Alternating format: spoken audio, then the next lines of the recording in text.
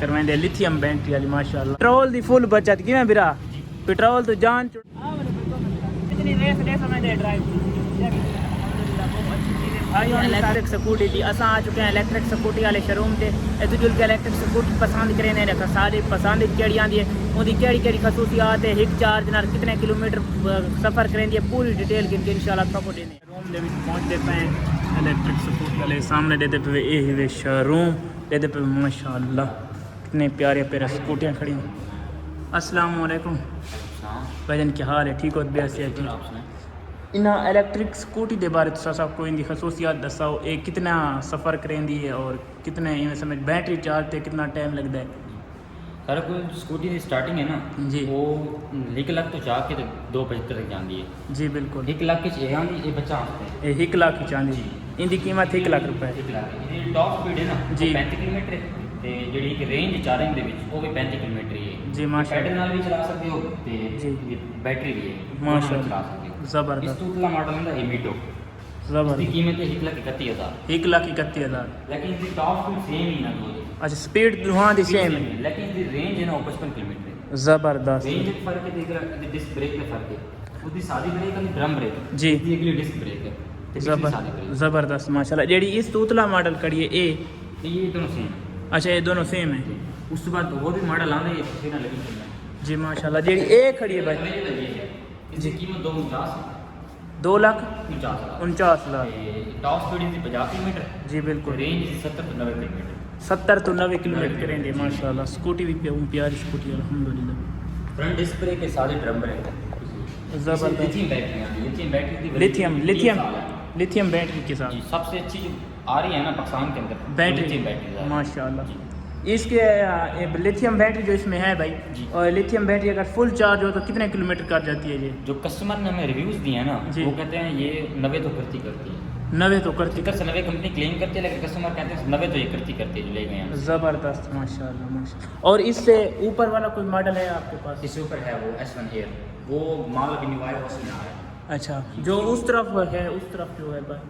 जी नहीं वो उधर वो एक इसी के साथ का ये इसी के साथ का मॉडल है अच्छी से अच्छी आपके पास स्कूटी यही मौजूद है जी फिलहाल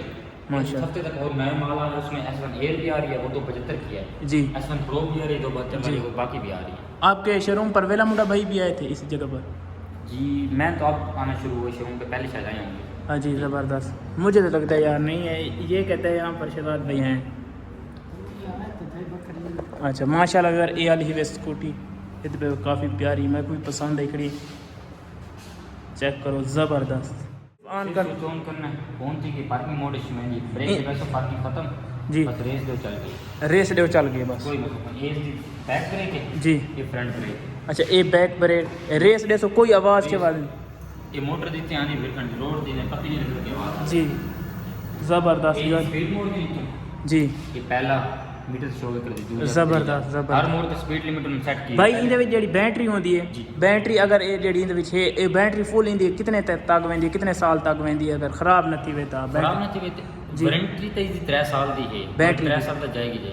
लेकिन वो जेहड़े कस्टमर दे रिव्यूज हैं ना वो कहंदे 7 साल दा आराम नाल ले जाएंगे 7 साल नॉर्मल यूज करते रोड दे विच इवें जी अगर वे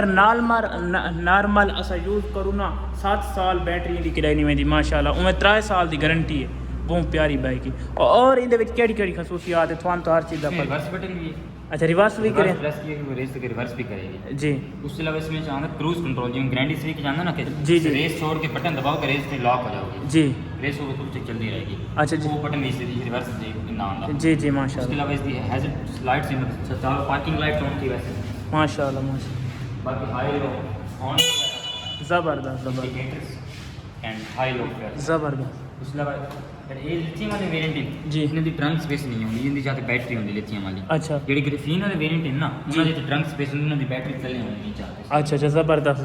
भाई ये चार्ज ते कितना टाइम लेंदी अगर 4 घंटे लिथियम वाली बैटरी अच्छा लिथियम बैटरी फुल वीआईपी अगर इहदे विच लिथियम बैटरी वे जेहड़े ते तुसां इवें समय खैश पांदे वे लिथियम बैटरी दी प्राइस कितना दी लिथियम बैटरी प्राइस वो स्कूटी के हवाले नाल अच्छा बड़ी स्कूटी उतनी ज़्यादा इस तो अलावा थोड़े कोल नवे माल कढण दा पे जेड़ा अच्छा स्कूटी है 22 तारीख अच्छा 22 तारीख को 22 अप्रैल 22 अप्रैल को न्यू माल आ जाएगा ठीक है माशाल्लाह यार चेक करो ज़बरदस्त वे स्कूटी अल्हम्दुलिल्लाह ये भाई होनी बाहर कर दे पेंदे तो बाहर जुड़ के सही तरीके नाल चेक करवाएंदे लिथियम बैटरी वाली माशाअल्लाह चेक करो लिथियम बैटरी वाली पेट्रोल दी फुल बचत किवें बिरा पेट्रोल तो जान चुड़ाओ तो इस ते आओ भाई ये तकरीबन बेल कितने चाह गए जिस तरह की बंदे कितने बाहे वेंदे नहीं दोते जी कंपनी वेट लिमिट है ना जी वो 180 kg है जी लेकिन उससे ज़्यादा बहुत मसला है जी माशाल्लाह यार हम बाहर आ चुके हैं स्कूटी चेक करो कितना प्यारा लुका दी पे जबरदस्त देते पे पैन न चलो ए न चलसी जितनी रेस रेस में दे ड्राइव जितनी रेस रेस में दे ड्राइव चेक करो